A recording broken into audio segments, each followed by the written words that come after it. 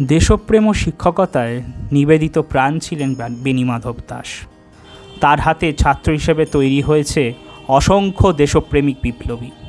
এদের মধ্যে অন্যতম শরৎচন্দ্র বসু ও সুভাষচন্দ্র বসু।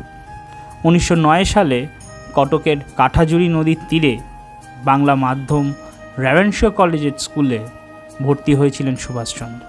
আর এই রেভেনশা কলেজিয়েট স্কুলেরই প্রধান শিক্ষক ছিলেন বেণীমাধব দাস।